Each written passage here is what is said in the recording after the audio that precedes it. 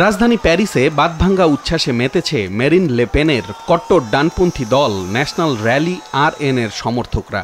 কেননা 2 দশকেরও বেশি সময় পর পার্লামেন্টে কর্তৃত্ব ফিরে পেতে যাচ্ছে তারা। গতকাল অনুষ্ঠিত পার্লামেন্ট নির্বাচনে প্রথম দফার ভোটে জয় পেয়েছে ন্যাশনাল র্যালি RN। ভরাডুবি হয়েছে প্রেসিডেন্ট ইম্যানুয়েল ম্যাখোর মধ্যপন্থী জোটের। একে গণতন্ত্রের বিজয় হিসেবে দেখছেন কট্টর ডানপন্থী নেতা মেরিন লে পেন। নির্বাচনের ফলাফলে দেখা গেছে প্রায় 34% ভোট পেয়ে পার্লামেন্টে শীর্ষস্থান দখল করতে যাচ্ছে মেরিন লে পেনের কট্টর ডানপন্থী দল ন্যাশনাল র্যালি RN। বামপন্থী দলগুলোর জোট নিউ পপুলার ফ্রন্ট পেয়েছে 29% ভোট, আর প্রেসিডেন্ট ইম্যানুয়েল ম্যাখোর মধ্যপন্থী জোট মাত্র 20% ভোট পেয়েছে।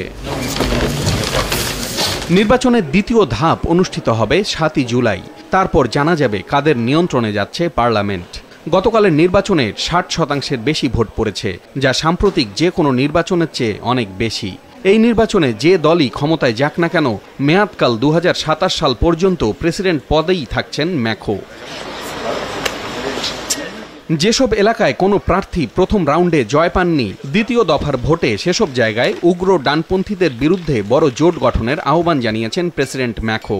বামপন্থী জোট এবং প্রেসিডেন্টের দল আশা করছে দ্বিতীয় রাউন্ডে জায়গা বুঝে একে অপরের প্রার্থীকে ভোট দিলে নিরঙ্কুশ সংখ্যাগরিষ্ঠতা অর্জন করতে পারবে না মেরিন লে পেনের RN। সম্প্রতি ইউরোপিয়ান পার্লামেন্ট নির্বাচনে RN এর কাছে ম্যাখোর মধ্যপন্থী জোটের ভরাডুবি হলে আকস্মিকভাবে আগাম জাতীয় নির্বাচনের ঘোষণা দেন প্রেসিডেন্ট ইম্যানুয়েল ম্যাখো। কিন্তু তার এই সিদ্ধান্ত এখন উল্টো ফল দিতে যাচ্ছে। ম্যাখোর জোট এখন পার্লামেন্টে আগের চেয়ে ছোট আকার ধারণ করবে বলেই ধরে নেওয়া যায়। এর ফলে প্রেসিডেন্ট হিসেবে ম্যাখোর ক্ষমতা তার মেয়াদের বাকি 3 বছরে অনেকটাই খর্ব হয়ে যাবে। ফ্রান্সের জাতীয় পরিষদে 577 আসন রয়েছে। নিরঙ্কুশ সংখ্যাগরিষ্ঠতার জন্য প্রয়োজন 289 আসন।